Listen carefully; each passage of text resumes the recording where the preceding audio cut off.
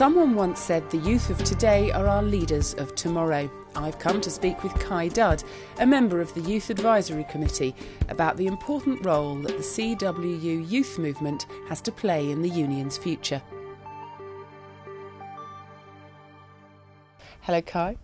Can I just be clear about what youth in CWU is? Because at first I thought it was kind of under 17, but that's not the case at all, is it? Yeah, I know youth kind of sounds like a teenage sort of age, but it's all members under 30 are classed as youth in the CWU. And it's very important that you get them to join, isn't it? Because really in the last few years, that age group has tailed off a lot for the CWU, hasn't it? It's kind of been quite difficult to recruit people of that age for various different reasons. Most of them, I would say, are cultural reasons, since Thatcherite policies in the 80s and the fragmentation of key industries. You have a lot more people in call centres, a lot more people working through agencies, and it's really, really difficult to organise those kinds of workplaces these days. And they don't quite understand what benefits a union would bring them. I believe the press have been very successful in suggesting that unions aren't relevant to people in places of work. It's much more individualistic now, the society. So it's all about yourself, the money in your back pocket, and as long as you've got that, you're fine. So in a way, I think young people have been sold the idea that they don't need it, they don't need a union. How do you turn that around then? It's really hard to answer that question.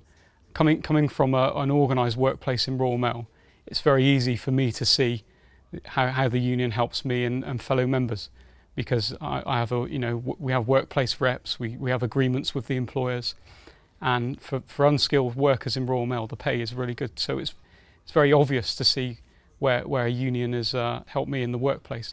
And I think the key messages to people in an unrecognised workplace is that the statistics show that if you're part of a union, you're going to be better paid, you're going to have more holiday, you're going to work in a safer environment, you've got more job security, and even if you lose your job, then you're going to have a better redundancy package. So all the evidence points to the fact that being in a union is a good thing to be part of. And there is this atmosphere now, isn't there? If we look at the demonstration on the 26th of March, if we look at the student demonstrations recently, about people coming out and wanting their voices heard, presumably that's going to work in your favour, isn't it? I mean, I was really surprised at that, because we're always told that the British youth are apathetic, they're not engaged with politics, and it was a real surprise that the student demonstrations that took place, I didn't think it would happen. I'm glad it did happen, and hopefully we in the trade union movement can take heart from the students and obviously thrive off some of the energy that they've created in the country. CWU Youth has often been seen in the past as on the periphery of what the union does. Presumably you see that differently now. One of the key priorities in moving forward is that we must become more industrially focused, because in the past I believe that the CWU Youth structure has been focused mainly on political issues such as anti-fascism campaigning, but we must become more connected with the workplace and on industrial issues, and that may be by supporting new young activists coming into the workplace, by enabling them to have the right training, the right support, and to infuse them and to encourage them to become more active in the union. But we must start talking about industrial issues as well as the political issues. And if you don't, what's the danger? The danger of not doing it is that we become a sideshow, just focused on, as I said before, political issues, and we're not really kind of taken seriously. But the bread and butter of a union is the industrial issues, and we must play a part in that as well, a key part in that. So would you say that's one of the main challenges ahead, that it's really key that people under 30 are taking a role in all the kind of industrial disputes that are coming up and all of those things, rather than just being seen as the political activists? It's a priority for the union that we get new, young workplace reps in workplaces that don't have reps, in workplaces that already have reps that are maybe going to be moving on in a couple of years. So that's the key priority, and we have to work with the industrial departments here at CWU HQ to see how we can facilitate that, how we can best support young activists, how we can train them better, how we can give them the tools to do the job and keep them in place. Because the problem with the youth structure is that you're timed out when you hit 30. So you could have like a golden generation of activists coming through that are really active within the youth structure. As soon as they hit 30, then they're gone. what's behind them. It's about bringing more people through. It's succession planning. So that's hopefully, that's my vision for the future, that we bring a group through, then we bring another group through, and we carry on doing that. And you're getting a sense that that's beginning to happen, or is it found wanting at the moment?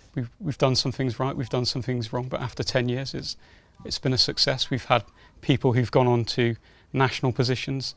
The rep that actually founded the youth structure, a NEC member called Noel McLean, is now on the NEC. We've got key people in branches. We've got people who've gone on to work for other parts of the trade union movement as well. So from that point of view, it's been successful, and long may it continue. And how are you urging them? Let's talk about the communication. I mean, people think of youth and young people. There's Twitter and Facebook and all these electronic devices now of communicating differently.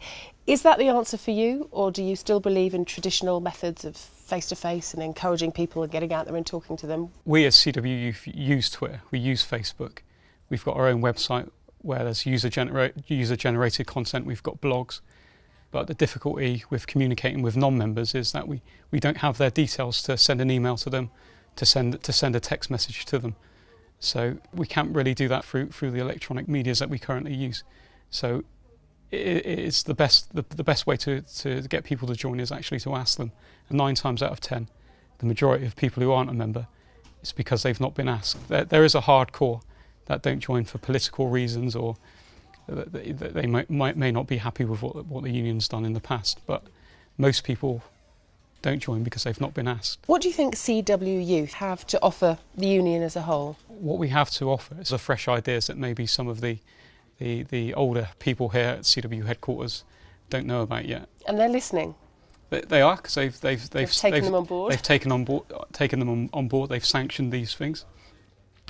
Sometimes there's a few issues around the blogs that go on the website, because it may not quite exactly line up with some of the official views.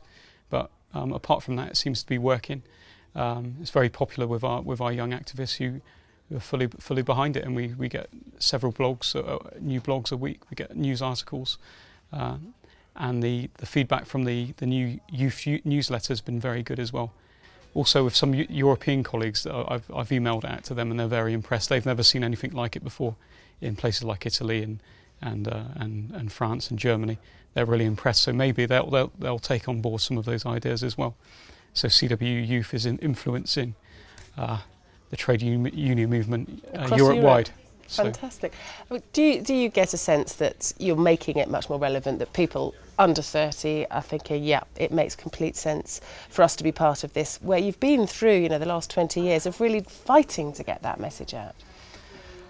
The reason the youth structure exists in the first place was that there was a feeling that although younger people were kind of getting involved, it was the distance between the structure of the union and them, and there needed to be something that brought that bridge that gap, and the youth structure has done that over the last 10 years, and it's made it a lot easier for young people to get involved with the union.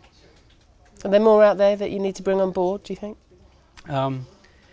There's definitely a lot more activists that we could encourage to get involved, but for me the key thing is communicating with younger members under 30 as well. I think we've done very well with the activists. It's the members that aren't active and engage in them, and obviously we talk about fresh ideas and new ways of communicating with these young members, and we've mentioned before Twitter, Facebook, and text messaging, and I think we need to make better use of that, but tailor our messages more at members under 30 that aren't active with the union at the moment, because we've done well with the activists and we need to do better with the members that aren't active. Do you really feel that ignore this age group at your peril, don't you? Well, they can't ignore us, can they? Exactly, they can't ignore us, so it will be at their peril. Some of them do try, but they can't do it. Kye, thank you very much. Thank you, no problem. Cheers, thank you.